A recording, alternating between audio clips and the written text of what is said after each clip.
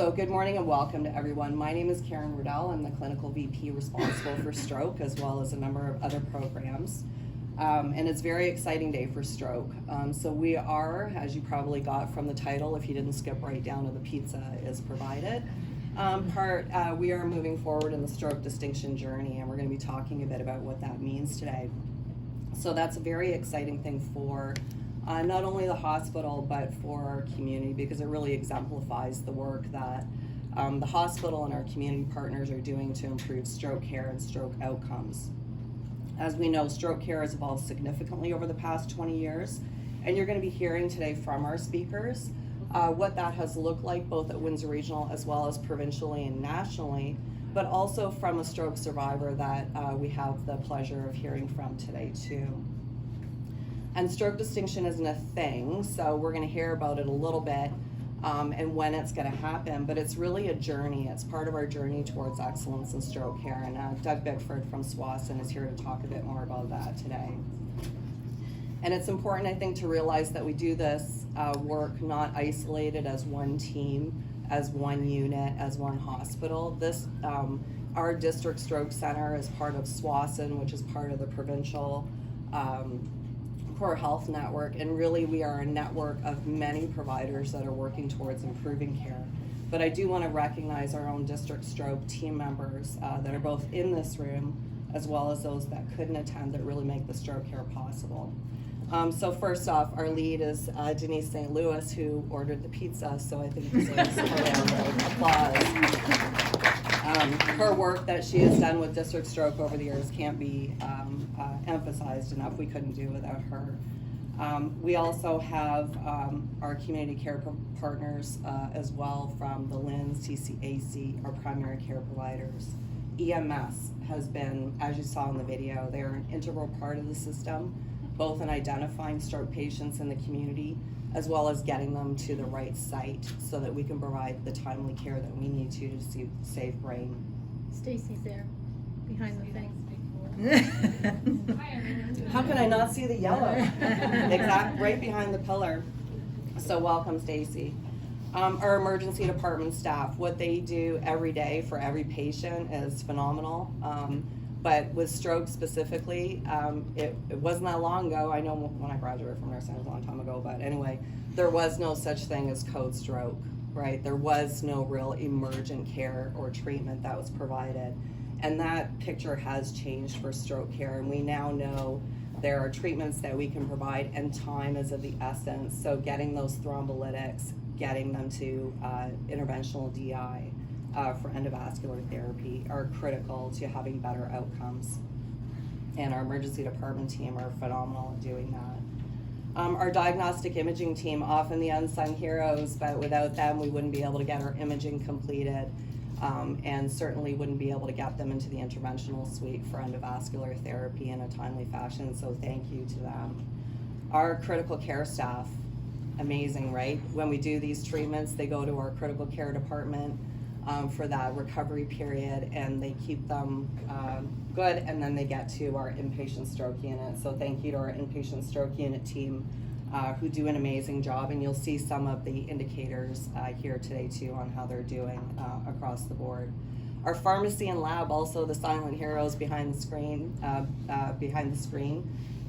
that get us the drugs and get us our lab results that we need to provide that care, so thank you.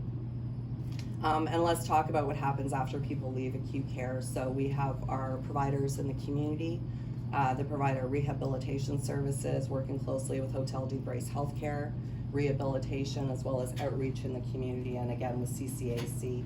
And not to forget the prevention work that we're doing with our TIA and secondary prevention clinic. So we have those staff here today too, so thank you.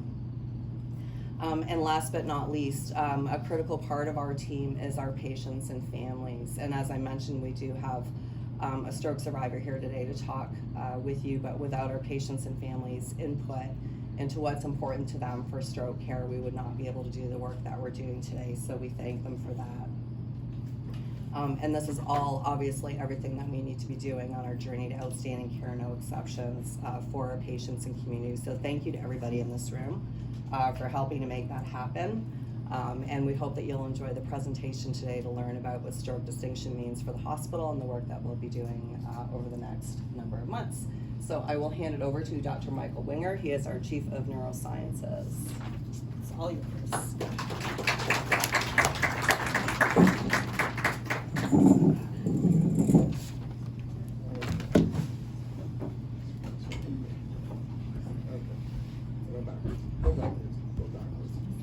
So here's our stroke unit up on the 8th floor.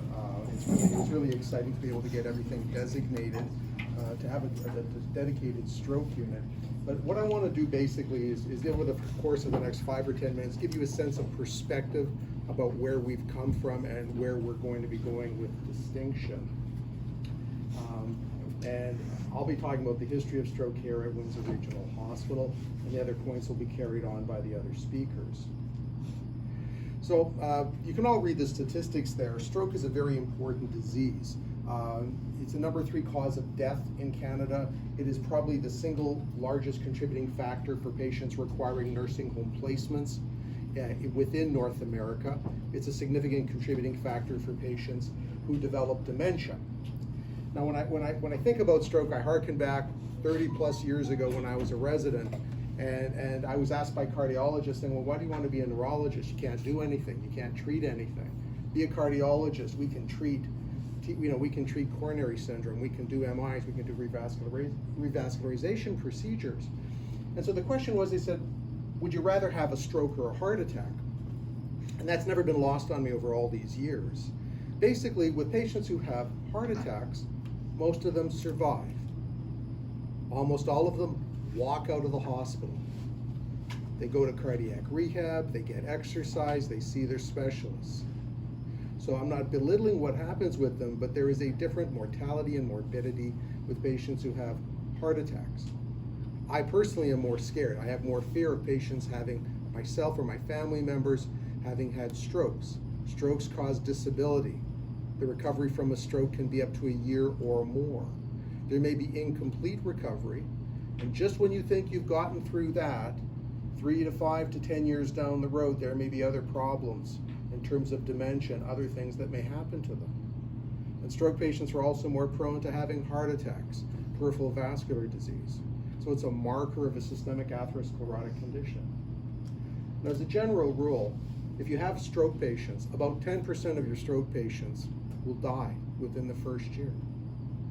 Only about 20 to 25% of your stroke patients will return to normal, which means 75% of your patients are either dead or have some degree of disability. Over 40% of patients left untreated are left with moderate or severe disability. And stroke patients and stroke survivors live, and they go on, and there's an ongoing cost for them and their family as well too. So this is really the impetus. This is showing us the burden of what stroke causes on our city, our province, our country. So just by way of some landmarks, when I think about this, I remember back into the 80s when Dr. Barnett showed that aspirin worked. Now, I did part of my training in the States, and I worked in a center where they actually were one of the first centers some years earlier, many years earlier, to demonstrate that carotid endarterectomy was effective for prevention of stroke. And they did trials with warfarin for atrial fibrillation. And Dr. Barnett in London showed that aspirin was effective for secondary stroke prevention. The NASA trial that confirmed the carotid endarterectomy was effective was 1991. Now, our history here in Windsor, 97. The first trial that came out for TPA, clot-busting drug for stroke, up to the 3-hour window, came out about a year before that. But our center here, myself, Harinder Sai, and Mike Sharma, we participated in the Atlantis trial, and this site was one of the investigating sites for Atlantis. And Atlantis actually was the site, the study that showed that TPA was beneficial in the 3-hour to 4.5-hour window. So our history with acute interventional stroke care actually goes back 22 to 23 years. Jump forward, 2016, we started a code stroke process where we have an urgent process for the identification of stroke patients, expedited assessment, expedited workup, expedited arrival of the neurologist. Our stroke unit, 3 years ago, this will be our 3rd anniversary this year. And about 14, 15 months ago, we started paramedic pre-notification as an effort to try to identify the patients in the field, try to make sure that the emergency room and all the doctors and all the health, everyone's ready for these patients to come into the emergency room. Because as you'll hear, or you would have seen in that talk, time is brain. Every minute without reperfusion, patients who have a stroke lose 1.8 million brain cells. And we're in a process right now looking to try to achieve stroke distinction later this year. So if we go back a few years, when I came to Windsor in '89, there were 3 of us. Well, we had 5 as of 2014. We should be having this summer, we should be up to 8 neurologists as well too. We have a substantial number of patients with stroke in our area, and they're all congregated for the most part here. The reason we give TPA to patients is that we improve the outcome. Remember I said 25% of stroke patients recover back to normal, just as a general group without intervention. If we give TPA, we can improve that return to normal to about 32 to 34%. If we can combine TPA with endovascular therapy or clot extraction, we can bring the percent patients who return to normal to over 50%. And the combination, the use of endovascular clot extraction therapy actually helps improve mortality. So less people will die if we can get in and do that. So it's really important for us to be able to offer this therapy to as many patients as before. And we've almost doubled the number of patients who are receiving TPA. And we're actually shortening the length of hospitalization. That's in part because of what we do. That's part of our nursing care. It's also part of our partners in the rehab side of things that are able to take patients from us. So it's a very widespread extended family that we have here. And we pride ourselves that we do a lot of we want to do all of our care locally. It's always best for patients to be cared locally. And for us, if we can give intervention quickly, it's better and helps save brain cells. Okay, I think that's not me. Thank you. So now we'll just bring up Mr. Doug Bickford from SWASN, and he can introduce his title. Yeah, hi everyone. So thank you to Karen, Denise, and Dr. Winger for inviting me up. I have 2 tasks today. One is to introduce the Stroke Network, which I'm really hoping many of you are familiar with. And the second thing is to really talk about what stroke distinction is. And so first of all, let me say thank you to all of you. It's great to see so many people in the room. We organize these kickoff events hoping people will show up. And so pizza obviously helps, but I think it's obviously more than that. You're all passionate about stroke care. You're all passionate about making a difference. And I think throughout my presentation, what I really hope you get from this is that we're not doing this because there's a problem. There's nothing about the care here that we're concerned about. This is really the cherry on the cake for all the great work that you've been doing over the years to improve your stroke system and for all the great work that you're doing today. So I only have 10 minutes. I'm going to go through the slides very quickly. I'm presuming you all get a copy of it. If you've got any questions or concerns, Denise is a great resource, obviously, but I'm happy to connect with people as well. So my organization, which is the Southwestern Ontario Stroke Network, we are system planners. We don't provide patient care. We don't hire nurses. We are in the background trying to help partners improve what they do. So it's about best practices, it's about system design, it's about system evaluation, and really about quality improvement, which is what all of you are doing every day, and we're there to support that. So we work very closely with Denise. Sometimes we have funding opportunities, sometimes we're connected with Heart and Stroke around how the best practices are changing, and we help Denise get that information to you. But we're kind of in the background allowing you to do what you do and do as best as you can. We work all along the continuum, so hospital care gets a lot of funding and a lot of attention, but we're in the pre-hospital space. We work with our EMS partners, we work with primary care physicians, and then obviously after the hospital as well, supporting people in the community and long-term care. From a geographical perspective, we're kind of responsible for stroke system planning for everything west of Woodstock. And you'll see a map on the next slide. There's about 1.8 million people within our catchment area. There's over 40 hospitals. Only 11 of them are funded to see stroke patients. So you can show up at many other hospitals with the signs and symptoms of stroke, obviously, but the intent of our system is to identify that and get those patients to a stroke center, one of those 11 sites. We have over 100 long-term care homes that we work with, and obviously many, many community partners. So here's the nice map. We've listed all of the sites. Erie St. Clair has 4 hospitals that get funded for stroke care. Windsor Regional is the Enhanced District Stroke Center, so you're really the hub where we provide a higher level of care, like Dr. Winger was talking about with the endovascular therapy with neurologists on staff. The other sites, being Blue Water and Chatham, they do have stroke centers. They provide best practice care, but they don't have neurologists. They don't provide endovascular. And then there's a bunch more in the Southwest Lynn as well. And so as a designated stroke center, the ministry has provided funding and they expect something in return. So first of all, they expect excellence in stroke care. That's the best practices that we keep talking about. And again, we don't have concerns with Windsor. You are doing great. And I've got a few stats, I think, on the next slide just to show that. But the other thing they expect, and Dr. Winger and certainly Karen alluded to this, is that you're not working in isolation. Right? This is a system of care where we identify patients as quickly as we can, either because they've called 911 or they've shown up in another hospital, Erie Shores or somewhere else in Erie St. Clair Lynn. We identify them and then we transport them quickly to where they can get access to best practice care. So that system responsibility, and Denise is the point person here that we deal with, is a really important part to make sure we know who our partners are and that we're working well with them. So I'm not going to go through the stats, but you can see for each of these indicators, Erie St. Clair Lynn and the Southwest Lynn, which is also within my portfolio, are beating the Ontario benchmarks. So you are leading this conversation across the province.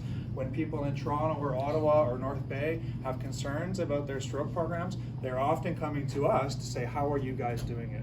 We have a large rural geography that we're responsible for, and yet we're still able to achieve great outcomes. And so places like Champlain Lynn, which has a very similar geography to us with a large urban center in Ottawa and then a rural geography, they're looking to us to ask us how we're doing this. And all the great things that you've started here, like the program with the EMS, is something that we're using to help guide conversations across the province. And it's actually even bigger than that. These are national level conversations, if not international conversations.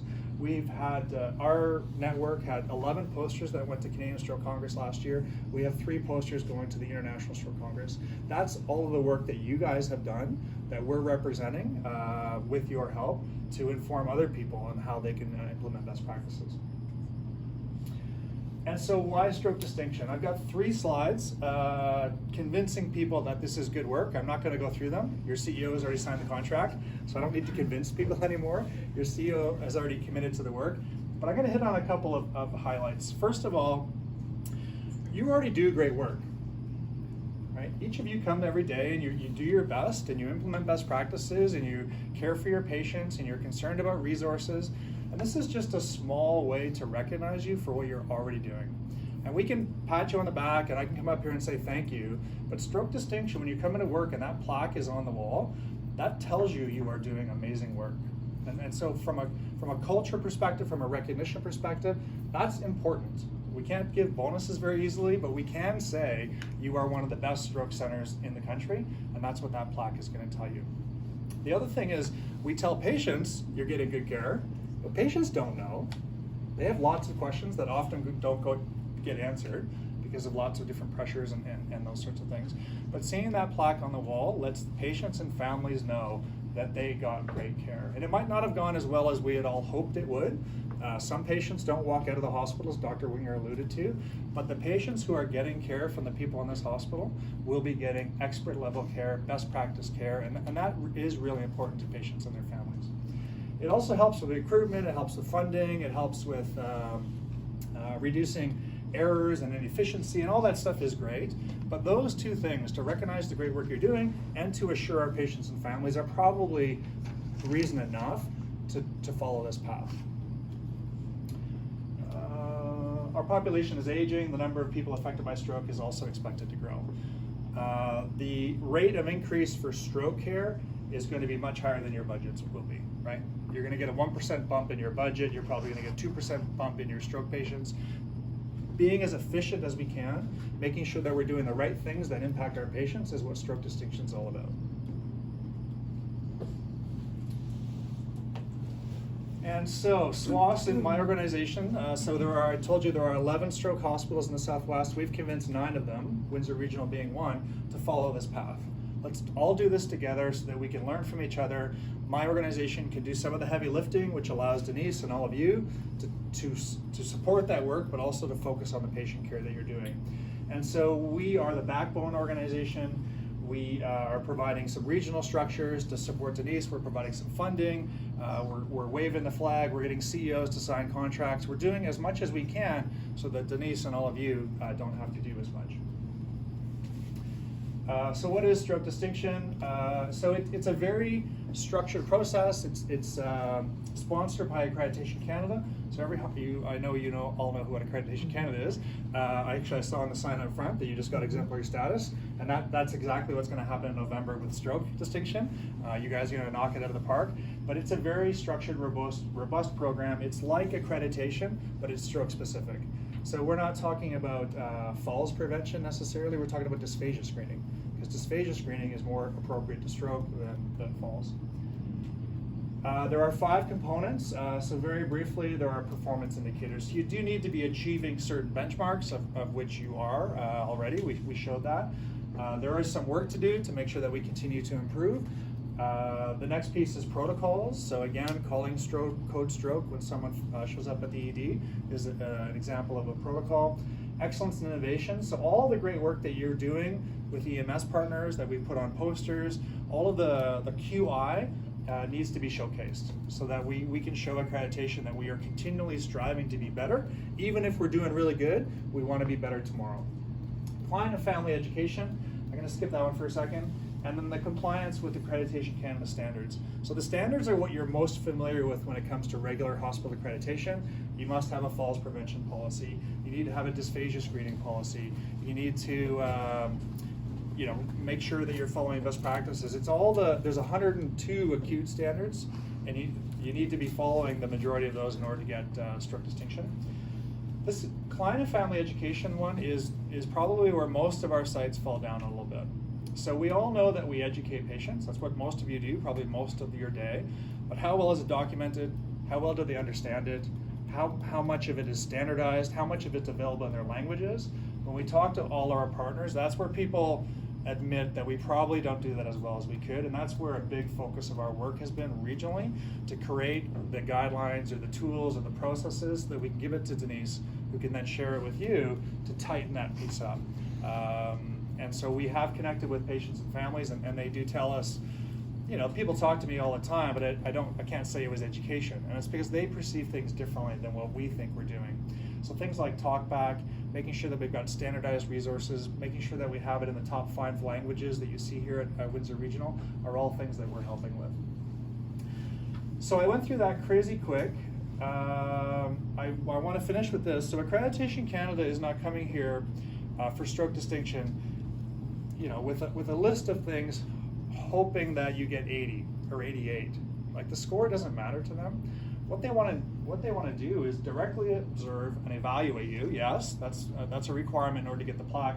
But more importantly, they want to celebrate all the great work you're doing. We know you're doing great work. They want you to show it off. They want to come here and they want to hear about the great programs, the EMS partnerships, the code stroke process, all the investments you've made. That's what they want to hear, and they want you to be proud about that. And they're giving you the opportunity to raise your hand and really show the rest of the country what the great work is that you're doing here. And then when we do have areas of improvement, okay, what's the plan? Like, this shouldn't be looked at. You can't be perfect. No one can be perfect. But when we're not perfect, when we haven't hit the benchmark, when we don't have a policy, okay, you've got 4 years until stroke distinction is coming back. What are we going to do in those 4 years to make sure that we're improving the care that we provide? And so it's a really great opportunity, again, to showcase all the great work that you've done, all the great work that you're doing, and to have a strategy to improve in the future so that the organization is supporting all of you through all these QI opportunities. I think that was the last one for me. And so, or is this me? Who is this? That's just for everybody to look at. Okay. And so, do you want to? I can, or you can? Yes, okay, You so. do. I'm good at delegating, so. We didn't want up and down, up and down. So I have the pleasure to introduce a stroke survivor who I'm I'm sure many of you know, who is from this organization. Mr. Richard Beaton I've only heard a small part of his story, but it truly is amazing. It is the miracle story that we often invite people back to tell. And so I'll just turn the mic over to him, and he can share his story.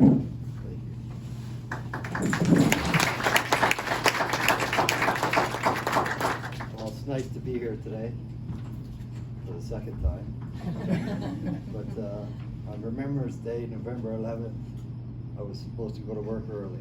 So I was busy getting to work. It was snowing out. I cleaned off my car. I got in my vehicle, drove out the driveway, and almost hit the fence. I didn't realize that I was blind, so I had to put my hand up to my eye. So I didn't know what to do. So I decided to drive to my optometrist 3 blocks away. Right away he took me in. He thought I had a detached retina, so he gave me an emergency appointment at Dr. Chu. By the time I got to Dr. Chu, I had a huge headache and I was trembling. So she sent me to Merge, and they sent me through a variety of tests. I was all hooked up. I had monitors on me, catheter in me, and I was hungry. I was like 4 hours, and so I said, I'm gonna go get a donut and a coffee.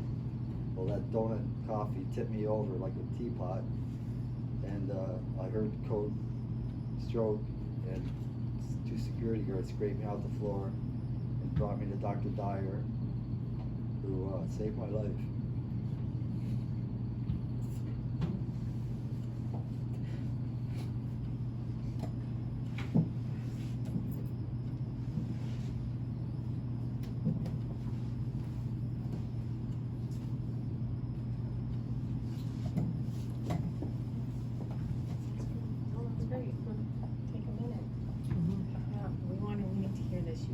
Crying now too. And me too, and a few other people.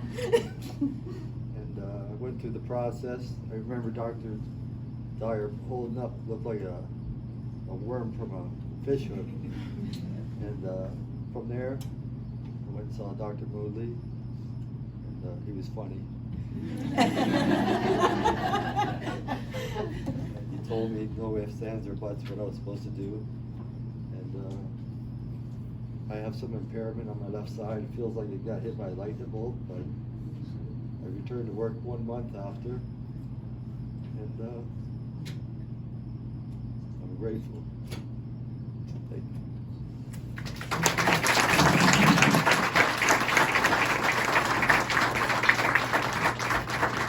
So thank you, Mr. Beaton, for telling your story.